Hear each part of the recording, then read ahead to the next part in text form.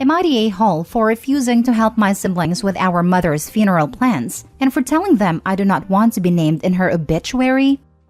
My mother died 2 days ago. My siblings were all with her when she died. I was not. She was a bully to me and hated my guts for as long as I can remember.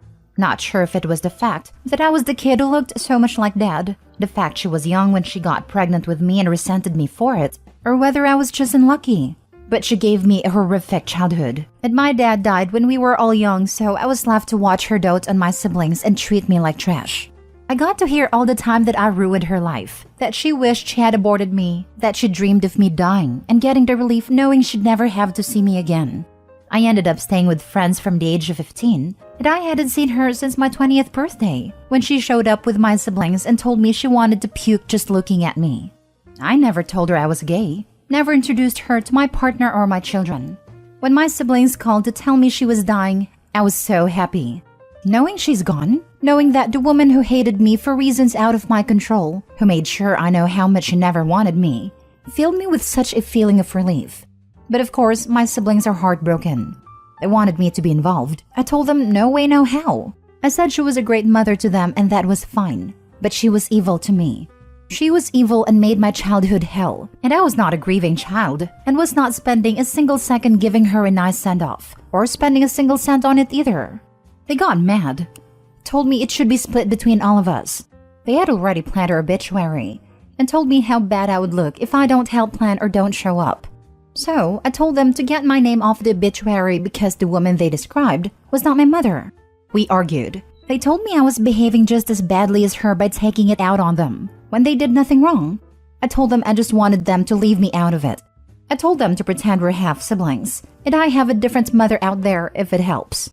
They told me I could at least do it for them, and to think about how hard this has been for them. The fighting just keeps on going and it actually delayed the funeral planning since they spent more time trying to convince me than doing any planning. They keep asking for my opinion, etc., trying to draw me in, then get mad and tell me I am treating them badly. Am I the a-hole? Not the a-hole. Your siblings can't force you to be involved. Your experience of her as your mother is clearly very different to theirs. Stand firm. And tell them again that you are not interested. You will not be going and you will not be contributing financially. Tell them you are not going to be discussing this subject again. Or you could agree to be in the obituary, so long as the whole thing begins with the line, "Ding dong, the witch is dead." That should make them back off. Not the a-hole. I suspect that they really want to split the cost of the funeral and this is why they are pressuring you. Not the a-hole. That said, you may want to be slightly involved for the sake of your relationship with your siblings. As you suggested, you can think of them as half-siblings with a different mom. If your half-siblings just lost their mom, how would you react? Would you be consoling? Would you consider chipping in if they were short on money? Would you want to be around for those half-siblings even though they're grieving a stranger to you? If the answer is yes, then consider helping out. If the answer is no, then stay firm. I would, assuming the person wasn't evil to me, but I hate the idea of helping give her a nice send-off. That's where the issue is. I'd love to just leave her to rot and end up forgotten. Next story. Am I the a-hole for stealing my sister's baby?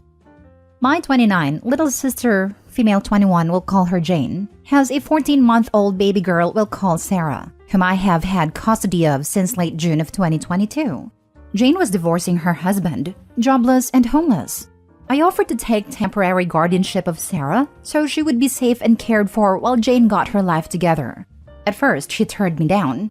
However, after Sarah was dropped off to our mom's house in dirty clothes and an old diaper by a stranger, while she was supposed to be under the care of her father, Jane agreed to give her to me and my wife.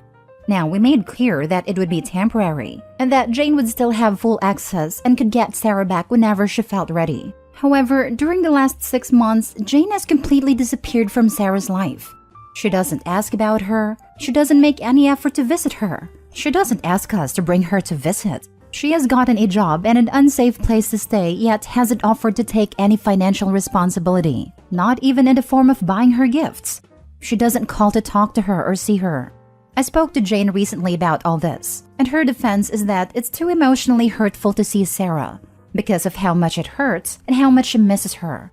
Her other excuse is that she doesn't have a car or enough money to afford Ubers or diapers. I told her how absolutely ridiculous all that is. You don't need a car or money to call or text.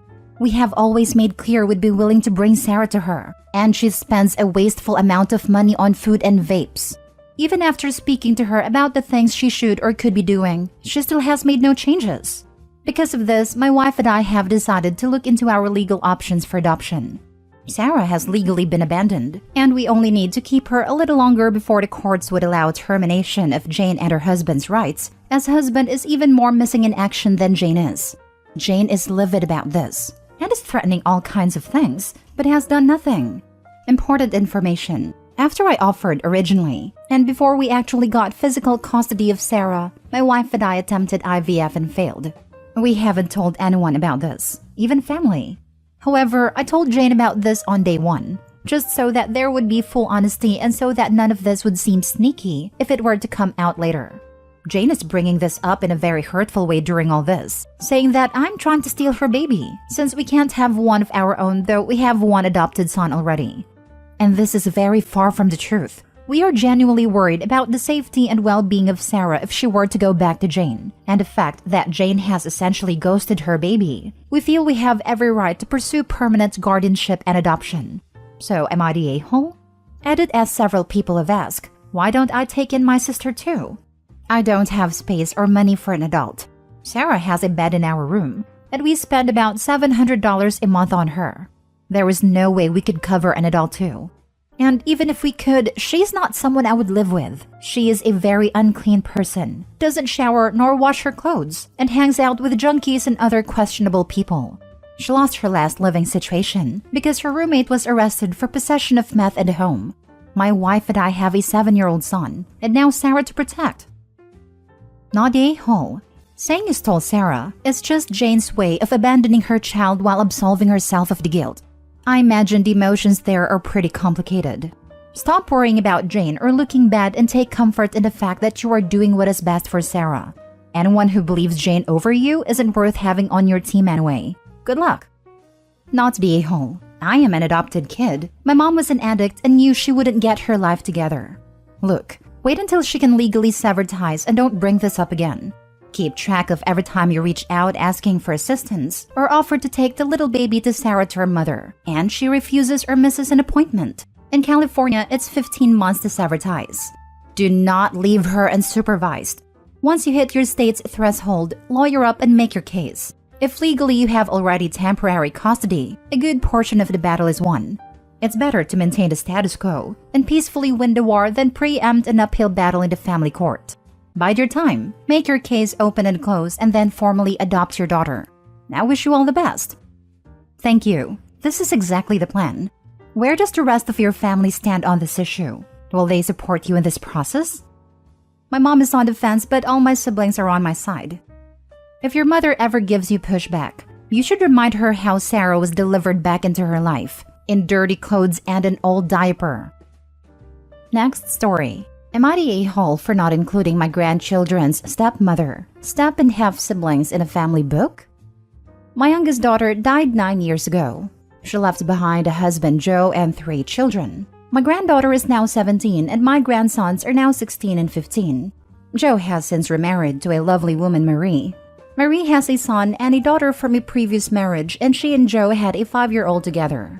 We get along fine with Marie and the other children, though I would not say we are very close, and we are definitely not like we were when my daughter was alive. That appears to now be a problem. You see, there is a book, a scrapbook type of book, where we add new members of the family to it, and the children born get little updates about them until they're grown. It was started by my grandmother, and continued by my mother and now me. It's not in the best condition, but we cherish it in the family, and those who are gone. When we look back, there's little memories in there to make us smile. Well, I do not have Marie or any of her children in this book, but they're aware of the book's existence from Joe and from my grandchildren. My oldest granddaughter and her partner became parents recently, and the book became a hot topic. And Marie was unhappy that my great-grandchild was included, but not her and her kids, because my great-grandchild is not related by blood. Joe told me the kids would love to have their whole family added to it, but then my grandchildren claimed something different, and it has become such a mess. Joe, Marie and I eventually sat down to discuss it, and they told me they feel like Marie and the kids should be shown full acceptance as part of the whole family and included. Marie also added that she should be added where Joe is, which is pages joined to my daughters, and I said that would never happen. She told me and her kids are just part of my family, but I told her she is not. I made it very clear she will never be my daughter. Joe told me it would set a good example for my grandchildren, for them to fully embrace Marie and the children, to drop the need for step, and see that they are all accepted just as much as he and they are. And I told him I could not do that. That I love him, that I love my grandchildren, but I do not love Marie or their other children. That I like them and they are good to have around, but it is not the same. Now they're angry, while my grandchildren are upset their dad wanted Marie and the other kids to be in the book.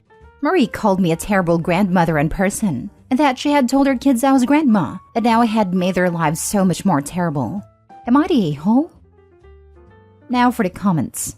Not the a-hole. This woman is basically a stranger to you. You don't owe it to her to be added in the family book. And your grandchildren understand this as well. The issue is Joe and Marie. I imagine the grandchildren are hurt and feel like she's trying to shove into their memories of their mother. Love that dad lied about his kids' feelings too. Glad grandma asked them directly. I don't understand these people who marry a widow/widower and can't accept they're a widow/widower. Like, just marry someone who doesn't have that baggage if you don't want to deal with it. Not the a-hole. This is a very clear-cut case of not the a-hole. Marie and her children are not related to you by blood. Marie is not married to your son or daughter. Marie is married to your late daughter's widowed husband. Joe only happens to be in the book because he was married to your daughter, who has since died. Joe, too, has no connection to you anymore. Since your daughter is no longer around to have a say, her children need to do that for her. And they have. They don't want Marie and her children in this book. Joe should be happy that you're continuing the tradition for your daughter's children. For his older children, his mother has died, and so should Marie. If Joe and Marie care so much, they should have started a new book years ago for their own blended family. But they cannot demand that extended family members do the same. This is yet another case of step-parents trying to force relationship with their stepchildren. And in this case, she's trying to replace the dead wife/mother. I don't understand why people can't understand that step-parent is an important relationship that can exist separately from children's love for their biological parents. Last story. Am I the a-hole for telling my adult sister that our family isn't cursed because our parents got divorced? My 37 female sister Jan, 41, can't get over our parents' divorce. Our parents have been divorced for over 20 years. Growing up, it was evident from a young age that their marriage was messed up. Dad even cheated a lot and never tried to hide it. When I was 6 and Jan was 9, Dad got Mom a dozen roses. Using context clues from things I remember at a time and confirmation from family, he was trying to apologize for an affair that got out of hand, which led to a huge fight. A few years later, Jan saw something romantic/cutesy on TV and asked why he never got Mom flowers. Dad said, "Roses are cursed and make your mom mad at me." Jan periodically brings up the "roses are cursed" BS every few years. I can't keep track of what upsets Jan. She also thinks dates that end in a 1 or 2 are cursed, blue trucks on the highway are cursed, types of food, and a bunch of other stuff nobody should be expected to remember. It was my mother's birthday this weekend, and her boyfriend hosted brunch. I wasn't thinking and got Mom an arrangement that included roses. Mom loved it and put it in the kitchen. Jan showed up later with her family, all smiles, until about an hour later when she went into the kitchen, let out a blood-curdling wail, and started crying that roses were cursed and made Mommy divorce Daddy. She then ranted that I cursed the family by bringing roses into the house on Mom's birthday. I snapped and said Mom and Dad got divorced because Dad was banging his way through our whole zip code in the 90s. Flowers aren't cursed. We are not cursed. That Dad made bad choices.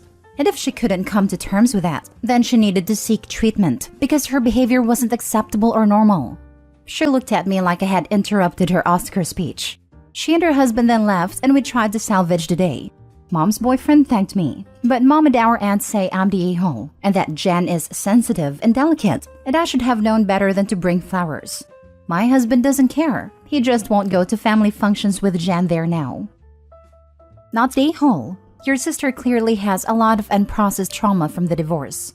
This is absolutely not normal for a grown woman to react this way 20 plus years later. She needs serious therapy. I work with one of her former coworkers, and apparently she flipped out similarly when a colleague of hers was sent roses from her husband, which led to her being fired. This happened about 7 or 8 years ago. She was around 17 when your parents divorced? She sounds like a flipping toddler. This weird superstition is adversely affecting her family and career. You are totally right. She needs help. And what the heck does she think roses are going to do? Your parents are already divorced. Roses aren't going to make them get a second one. Not the a-hole. I was about 17. She was 21, I think. Definitely not the a-hole. Your sister is unhinged. She definitely needs therapy.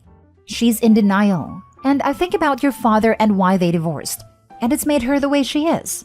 So when this outburst happened, it's almost like she was in a dissociated state and was speaking as if she was a child again. I think that's giving her a little too much leeway. She 100% knows what she's doing.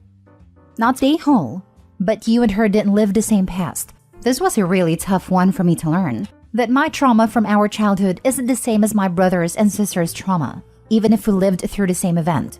It seems like these curses are a way for her to control things that can be controlled and are overwhelming for her. I get it seems like she's victimizing herself, but maybe she doesn't have the same emotional strength, mental skills, or tools that you do.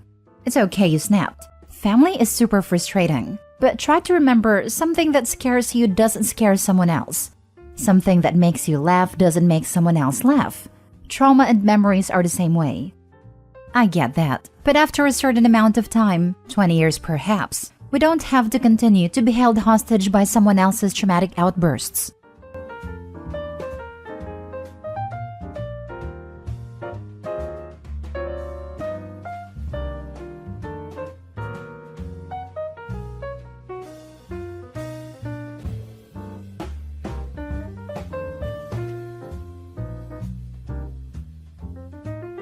Update. Would I be the a-hole for not having my cancer-stricken ex-husband stay with me through his treatment? Original post. For most of our marriage, my ex-husband 39 male and I 37 female had a very happy relationship. We had good jobs, decent money, 2 kids, and loved each other. Then he got diagnosed with a rare form of cancer, and we went through years of painful treatments and recovery together. We moved to a small house to be close to the research center where he underwent treatment. His parents paid half of the down payment on the house. The other half was from our savings and investments. In the divorce, he gave me the house and took all of his medical debt. We have been divorced a year, but now his cancer has come back, and he needs treatment again at the same research hospital. He wants to stay in what is now my house while undergoing treatment, and his parents expected me to house him and look after him, because he was generous in letting me have the house without taking his rightful share from the equity. When we were married and he was undergoing treatment, it was new stuff that was expensive and also very physically draining on him. We were lucky that both our jobs were supportive and flexible, but with his health issues, little kids, and expenses, we had to downgrade our lifestyle a lot. That, plus the physical changes in his body, made him very depressed, and whenever he felt a bit better, he'd go stay in his hometown. It's a small town where most of his family and a lot of his childhood friends live. I was doing all the caretaking of him, while also dealing with the insurance complications. I was also managing the kids, the entire household, in my full-time job. We had help from friends and neighbors, but it was very hard. I wasn't happy about him spending his healthy days away from us, but thinking it was good for his mental health, I didn't feel like I could object. While he was staying there, he had reconnected with his high school girlfriend, and a couple years ago, he admitted to me that he was sleeping with her, and I filed for divorce. He had fully recovered from his cancer by then. There are other aspects around the cheating that left me very heartbroken and feeling betrayed, and him giving me the house and taking all the debt was an apology of a sort. But now his parents feel that I owe him for getting the house and should let him stay there for the 2 to 3 months his treatment is at the facility. I do want him to be well, and I don't want my kids to lose a loving father, but I can't deal with having him around me. Especially not if I end up being his nurse and caretaker again, as I am still very bitter about how our marriage ended. However, a lot of people close to me are telling me that I should support him for the sake of my kids. Would I be the a-hole if I say I can't do that? Now for the top comments before reading the update. Not the a-hole. Let his girlfriend take care of him. Fiancé. They announced their engagement the day the divorce was finalized. That still hurts so much. It's hard to feel sorry for someone who is selfish even though it's cancer. A sick a-hole is still an a-hole. OP is definitely not a-hole. The side piece can carry the burden of caring for him. The in-laws can take a running jump. Not the a-hole. Even without the cheating and whatnot, caretaking is a full-time job. It is very taxing emotionally, mentally, and physically. You're not his wife anymore. You have no obligation to do this. The last time I did it out of love, I can just not do it now. It was very difficult. The big upside to me in getting divorced was not having to deal with that anymore. As difficult as it is to take care of a sick person, dealing with the insurance bureaucracy and keeping track of all the medical contacts and treatment details is a pretty big logistical nightmare. Why isn't her infectious laugh curing things now? I'd ask his parents if they expect you to let him and his new wife live at your place. We divorced. There's a new woman who is supposed to be taking on the nurse and a purse role that I happily relinquished. Not a-hole. And for anyone saying you owe him, you paid your debt in full by taking care of him, and then by not raking him over the coals in the divorce when he cheated. You owe him nothing. Now for the update. The Sunday after I made a post to AITA, my ex-in-laws picked up the kids for a zoo trip. They sometimes come to pick them up to entertain them, and so I thought nothing of it. A few hours later, a very teary-eyed and contrite mother-in-law dropped off 2 bawling kids with me. She told them their dad is sick and will die if he doesn't stay with us and go to the hospital. We hadn't had a talk with the kids yet about the diagnosis, and she dropped it on them that he is dying from cancer. He is not dying. It's a painful treatment, but he'll recover. I was so furious I was raging. I called the ex and tore him a new one. He was shocked too, and we together exploded at his mom. She broke down and cried, begging me to not take away her grandkids from her, as if I'd trust her after this. X and I together talked to the kids with him on video and assured them that yes, he is sick, but he'll be fine. That he just needs to go to the hospital, and they'll make him better like the last time he was sick. The kids settled after that, but my oldest has been at me crying and begging to make dad come live with us. I promised them I'd talk to their dad and figure out what's the best thing to do. I swallowed a lot of bile to talk to him about why he was doing this. We had a pretty long and detailed discussion. The bottom line is that he's broke. He still has a decent job, but his credit is ruined. He has a lot of debt, and he stupidly got the cheapest insurance that barely covers anything. Fiancé is no help either, as she's worse off financially. So he needs a place to stay as he can't afford this otherwise. His parents are funding some of his medical payments and are already stretched. He was financially all right when we broke up, so I have no idea what happened in such a short time. Anyway, X and his girlfriend moved into my daughter's room. My daughter happily gave it up to her dad and is sharing her little brother's room. Both kids are over the moon happy to have their dad in their home. My daughter keeps checking on him every few minutes to make sure he's still okay. Mother-in-law traumatized my kid, and I'll never forgive that woman for this. I let the girlfriend move in with him because I was too angry to care about who came to look after him as long as it wasn't me. I didn't know how I could bear having her in my home, but it appears to be more misery for her than me, and that strangely makes it more tolerable for me. She's teary-eyed and crying all the time. It's only been 3 days, but I am so annoyed I want to shake her and tell her to pull it together. The current treatment plan is for 3 months and I am counting down the days. I am thankful for the many people who gave me great advice in my last post. I wasn't expecting things to go this way, but they played me by manipulating my kids. I'll slowly pull myself and the kids away and move, but for now, I have to deal with this for my kids' sake. Update 2. I was trying to make this update more than a week ago. So to add to that, X's treatment is coming along nicely. The tumors that grew again are much smaller than before, and the new stuff that they're giving him is more directed to so he's not having as many bad symptoms as he had last time. I had promised myself I would do nothing to help, and I stayed away from both X and his fiancée. But I did end up helping him deal with insurance.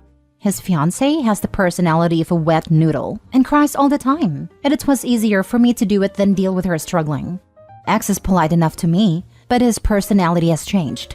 He's a different person and not very nice towards his fiancée. I didn't expect to, but I feel sorry for her. Oh no, I am so sorry you're in this situation. He isn't very nice to her because the honeymoon period is over. Life got real with his sickness, and he's comparing his life that was comfortable, with a loving wife who was his rock, his loving children and medical insurance, versus having to beg your ex-wife to house you and your broke girlfriend. His life sucks now, and he blames the girlfriend rather than his actions.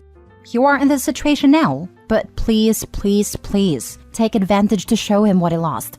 Not to get him back, you can definitely do better. But my petty side wants out because of the situation you have been forced into. Petty recommendations that won't hurt your kids.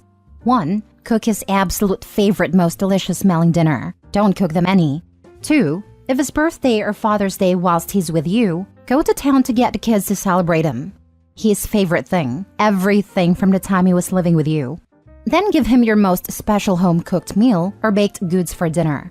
The kids enjoy spoiling their dad, and he gets a reminder of what he lost. 3. Ask if the girlfriend can look after the kids for day your ex doesn't have treatment. Then go out on a date looking $1,000,000. If you don't date, they don't need to know that. Just go out with girlfriends. If you do date, don't come home that night. 4. Keep the house perfect. Warm, welcoming, smelling great. Maybe decorate a room or two whilst he is there. Remind him of the home he left. 5. If you can afford a holiday with the kids, leave some printouts of holiday info you plan to book in the communal areas. Plan a fun family holiday that he isn't invited to anymore. 6. If he looks unwell, just keep asking him if you would like me to get girlfriend for you. You look like you could use some help. Let me get girlfriend to help you. Don't think the level of care he got from you will compare to the care crying girlfriend provides. And overall, remain classy, which frankly I think is your standard behavior mode. When your kids work out he cheated and hurt you, because as they get older, the time frame of the relationship will naturally raise questions. They will remember that you took him and his affair partner in when he was sick, and you did so for them. Just please do not under any circumstances care for him.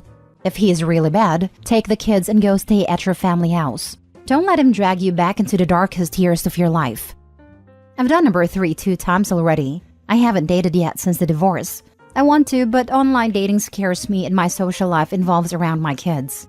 I am pretending to have plans, just so I am dressed and out and feel good about myself.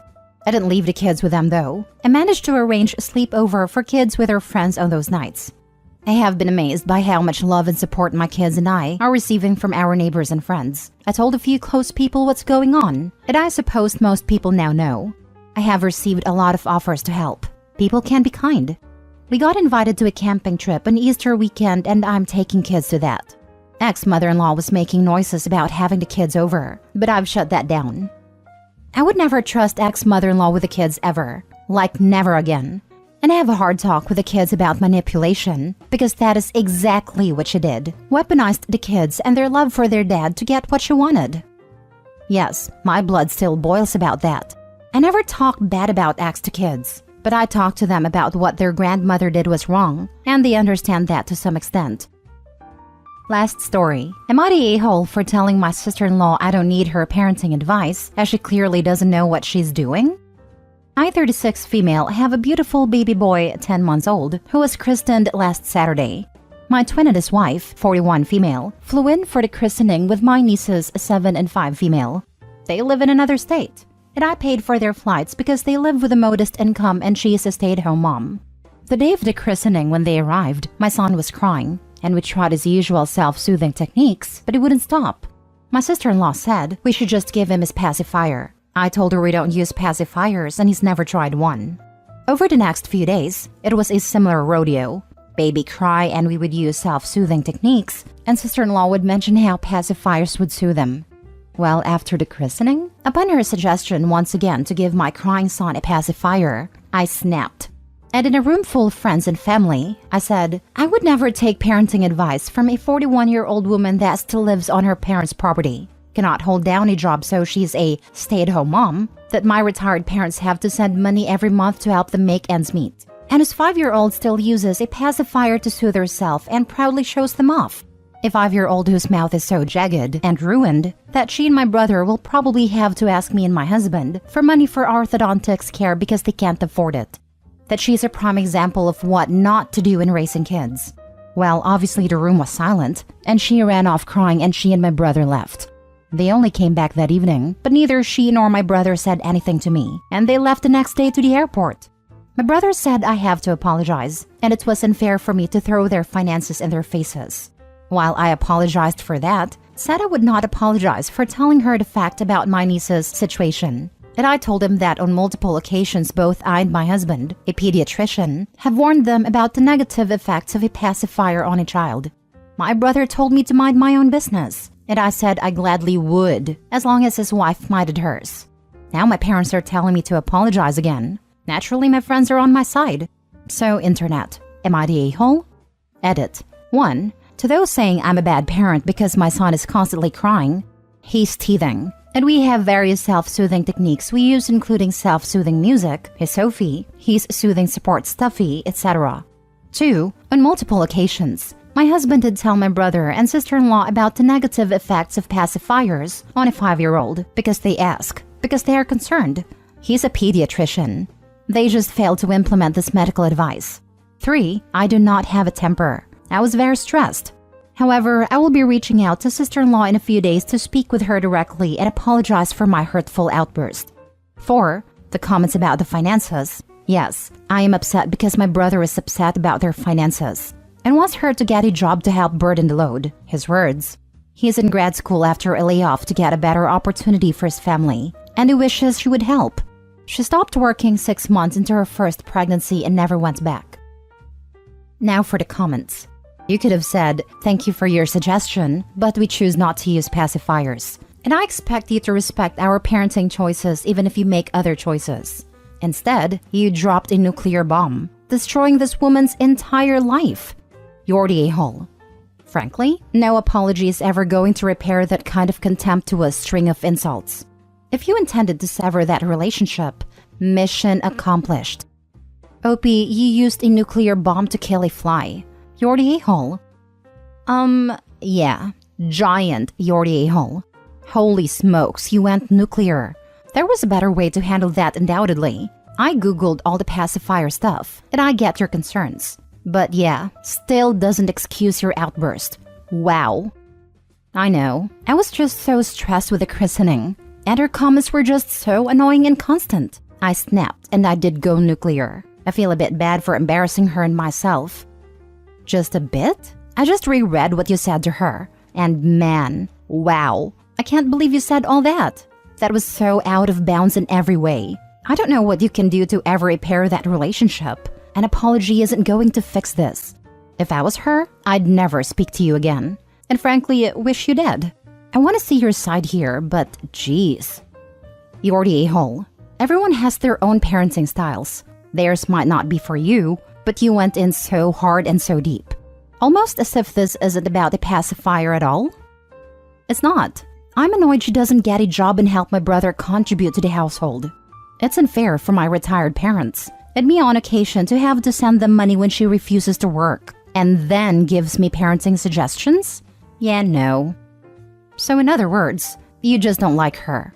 There are many stay-at-home parents who contribute in other ways than monetarily, and parents that are in poverty. That doesn't make them bad parents. You're the a-hole majorly.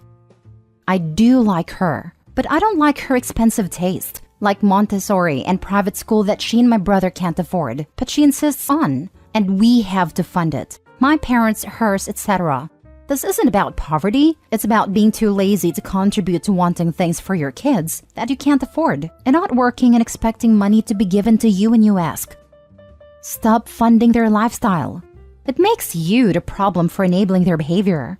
I don't give my kids pacifiers either, and I raise 4. I believe they get addicted and it's hard to get them off, and it can be detrimental to the teeth. But you definitely went too far because you have been enabling her behavior as well.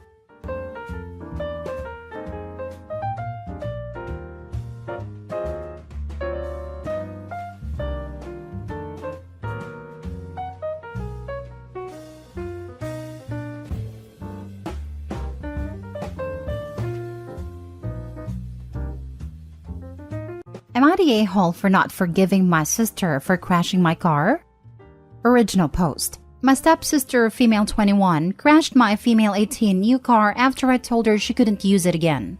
My stepsister, we'll call Paula, had 2 cars. Both she got from her dad and my mom, and she destroyed both of them within months of getting them. My mom and her dad got married when I was 11 after my dad died 3 years prior. I had a hard time accepting her dad and her, but in the end, I got used to it. And we have a solid relationship, or at least her dad and me. Paula got her first car when she was 17, just after she got her license. It was an older Audi she got from her dad. It wasn't the nicest car, but a good start. She didn't like the car, but it was better than nothing, so she used it. But after 4 months, she crashed it into my mom's car as she was coming back from a party. The second car she got last year for Christmas. My mom and her dad bought it for her. But guess what? She drove it into the river on New Year's because she forgot to put the handbrake on. My mom and her dad were furious, but she didn't care. She said she would just buy a new car and they should chill out. She moved out afterwards to her own apartment. So I just bought myself my dream car, a Mini Cooper 2014. I did years of saving for it. My stepsister visited 2 weeks ago over the weekend while I was at my grandparents' house, so she thought she could use my car while I was gone and drove shopping with it. When I got home, I saw a huge scratch at the back. I asked my mom how it got there, and she was clueless. She didn't know Paula took the car while they were sleeping. Paula, looking all innocent, said she took the car on a little shopping tour because I wasn't using it. I was so angry at her and said if she ever uses my car again without my permission, I would kick her butt to the moon and back. She said she was sorry and that some idiot scratched it, not her. When I was coming home today, I saw my car crashed into the wall in front of our house, and Paula, my mom, and her dad standing beside it. I was furious. I asked what happened and why my car was in the wall. Paula said she accidentally crashed it because she wanted to drive it to the nail salon and she confused the front and reverse gears. I exploded. I screamed at her that I want her to pay for the car and that she was a horrible person because she didn't even look guilty for destroying it, and she should never drive a car again in her life because all she does is cause accidents.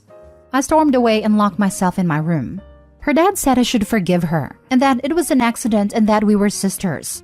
I was shocked and so disappointed in my mom because she said nothing against it. I said that she wasn't my sister and I would never forgive her, and that I would move to my grandparents, and that she should better pay for my car or I would sue her. He said that I was a brat talking to them like that and that not forgiving her would make me a bad human being. So am I the a-hole for not forgiving her? Now for the top comments. Not the a-hole. This is lunacy. Is she wasted 24/7 or something? Does she even have a license or insurance? She got her license after her third try and almost got it withdrawn for speeding, but my uncle works at a police station, so she always gets out of trouble. Not the a-hole. She stole your car, drove it, then wrecked it. She did not have your permission to use it, therefore it was stolen. Personally, I'd report her to the police and press charges. If that doesn't get her attention, then I am afraid nothing will. The facts are clear. No permission to use it plus person uses it anyway equals theft of car. Yep, this.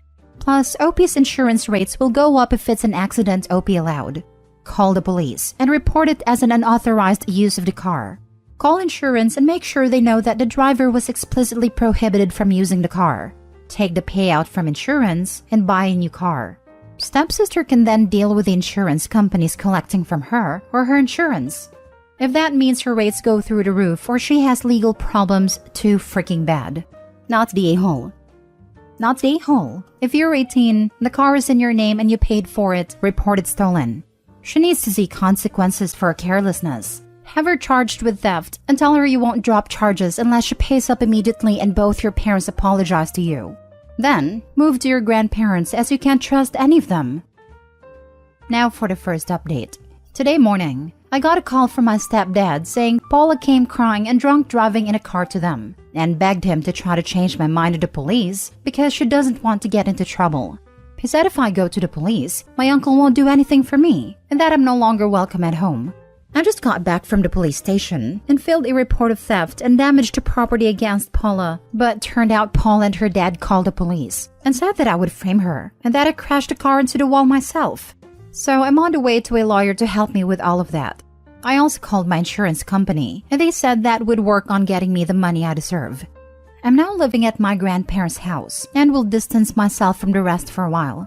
Some of you had some questions about stuff, so I don't know why my mom didn't say anything against Paula and her dad. She's normally very vocal on her bad driving skills. Paula got both cars bought for her because she doesn't have the money to buy one herself, but I had to. So they only bought her the cars. When she crashed into my mom's car, she only damaged the right side of the car, so my mom wasn't that angry at her. And Paula always got out of trouble because my uncle always got her out of it. She got her license after the third time trying and only after my mom helped her out. She also got into an accident when she drove my mom's car and went to hospital for a broken leg, but nothing really happened to the car. I will update when something happens, and thank you for all the support in the comments. It helped a lot. With family like that, who needs enemies? Selfish to the core. Only contact them via text or email so you can get proof of communication for your lawyer. I would also report her reckless driving to your local driving. Advise them of the cars she has damaged and totaled, and the fact she has done the same to your vehicle by taking it without permission. Let them know, because of her reckless driving, that you are concerned that she will end up killing someone. I'm glad you are with her grandparents now. I think your mom is being pretty spineless for not standing up for you. I wish you well. Please let us know how you get on. I am so sorry you're going through this. Your parents and stepsister are absolutely horrible humans, and your stepfather had the audacity to say you were a horrible human. I also hope they get in trouble for filing accusations against you with the police that are false. Hang in there, and try to keep your head up. Second update. Just found out that my stepsister tried to fight my mom after she contacted me and wanted me to come back home. She's in the hospital right now because Paula broke her nose. I'm now on my way to her, and hope she's alright and sees what kind of a person she really is. Paula also got arrested for stealing the car from a neighbor, and my stepdad is not talking to my mom or me right now, and my mom is thinking about getting a divorce. I don't really know what to say. I'm just overwhelmed with the situation right now, so yeah. She stole the neighbor's car? While being investigated for stealing a different car, and stepdad is mad at them? What the actual hell is wrong with this girl? Let's think about it. She got away with crashing 2 cars. Nobody other than OP cares she's driving drunk. She thinks she literally has cops wrapped around her finger. So yes, it is not hard to believe she thinks she can add thefts to this chain of mess. She never had any reason to restrain herself. That helpful family, that sweet uncle, is literally pushing this lady and anyone around her to death. Good cop records won't help you if you are having eternal sleep underground, or you can't move your fingers anymore. She could also have some kind of personality disorder. She has 0 impulse control. I mean, breaking mom's nose after she supported her for so long? Stealing and crashing car after car? Continuing to drive drunk when any sane person would have stopped after the first crash? What kind of a dumbass would take a neighbor's car? Same dumbass that would wreck 3 cars and not consider that maybe she should change her habits. Really though, seems like alcohol or substance abuse may be a factor. Opie mentioned that she drove drunk to her parents. What are the odds she had been not sober the other times too? Being drunk or high would explain why she'd be dumb enough to steal a neighbor's car. I had a friend in high school who needed to take her driver's test, something like 12 times. They let you retake only the parts of the test you failed previously. So she incrementally passed it, a few skills at a time. I rode with her exactly once, and afterward silently swore I would never get in a car she was behind the wheel of again. It's kind of amazing that people can be that terrible at driving and not realize they need to stop doing it. Next story.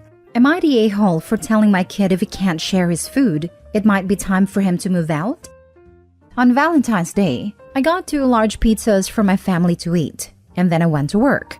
When I got home from my night shift, I went into the fridge and saw that there was still half a pizza left. I warmed up 3 slices for my supper and watched some TV with my cat while I ate. My son got up before I went to bed and looked in the fridge, and he got upset that I ate the food he was planning on taking for his lunch. There was lots of other food in the fridge, but he said he told his mom that he was taking the pizza for lunch and that I was greedy for eating it. I asked him if he would be greedy for taking the pizza for lunch, and he got pissy and left. My wife woke up when she heard us arguing, and she said that he had asked her and she said yes. I said, great, where's my dinner then? She said she didn't make me anything since there were leftovers. I asked her what leftovers, and a light bulb went off in her head. She said she was sorry for not making me dinner. I told her it wasn't her fault. There were leftovers. Then my son came back into the room and started arguing again that he had already claimed the leftovers for himself. This is where I might be the a-hole. I asked him how much he paid for the food. $0. How much he paid in rent. $0. Utilities. $0. We are letting him live here so he can save money while he's in college.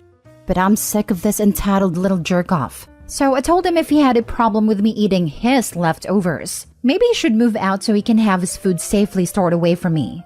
My wife says I'm taking it too far, but he backed down pretty quick and said no, and that he was sorry for saying anything.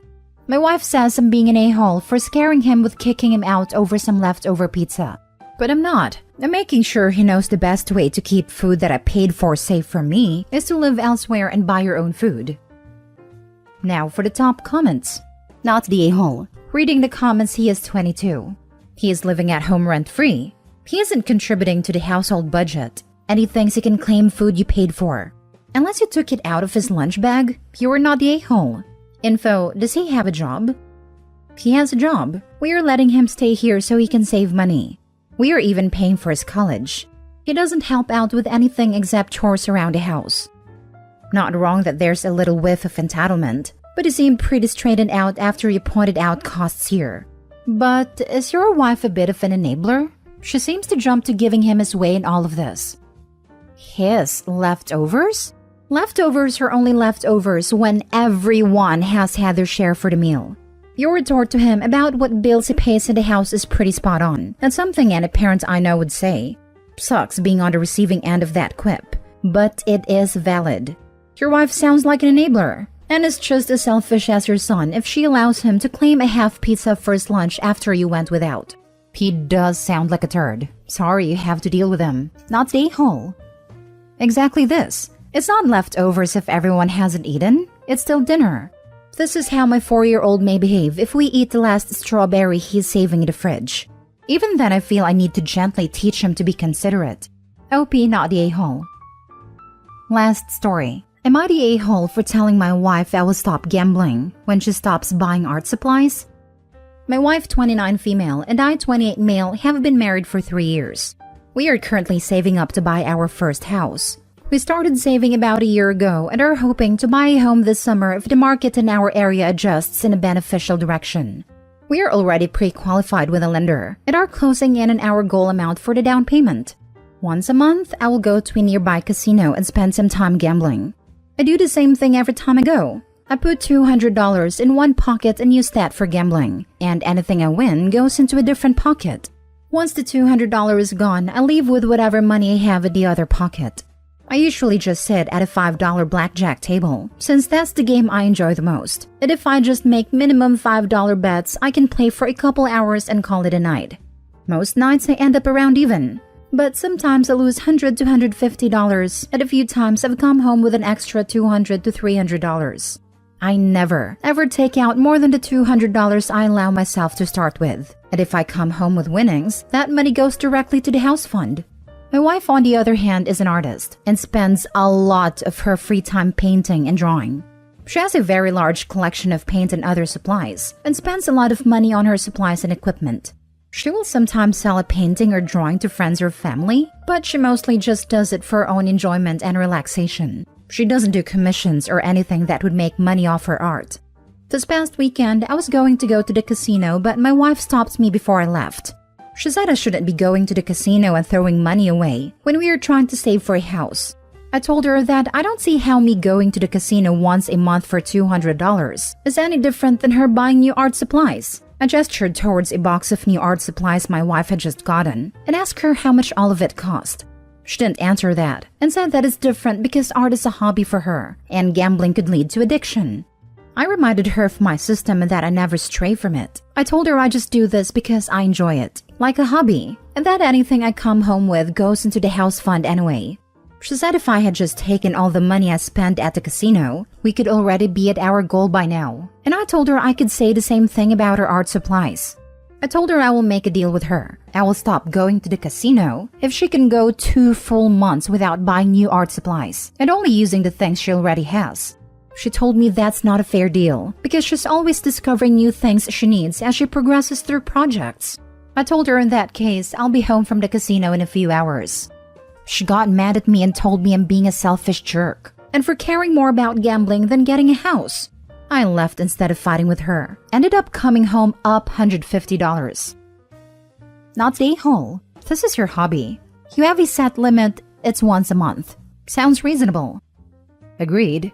Gambling can be an addiction, but it sounds like it's just something you enjoy doing and have control over. Anything can be an addiction. Just because gambling is a problematic one for lots of people doesn't mean you can't enjoy it. As long as you're being responsible and you get enjoyment out of it, and occasionally even make money, then definitely not the a-hole. Your wife has to accept that your hobby is somewhat unorthodox, but you derive pleasure from it, and she shouldn't try to stop you unless you start changing the rules. As in going once a week, or upping your $200 limit to $400, or going for broke like no savings pocket every time. Not the a-hole. I'm not a big fan of gambling either, but you have a very reasonable set of boundaries. It's a hobby. As long as you stick to your boundaries, you'll be fine. Admittedly, I also have a craft supply problem myself. I think you should probably sit down together and make a budget in which both of you set aside an equal amount of fun money that you can individually use on your chosen hobbies, whatever those hobbies are. The other person doesn't get to pass judgment on what you do with it, so long as you keep to that budget. I'm honestly very impressed that OP's so disciplined. I was expecting this to be more of an addiction, but it's very much a hobby for them, not the a-hole.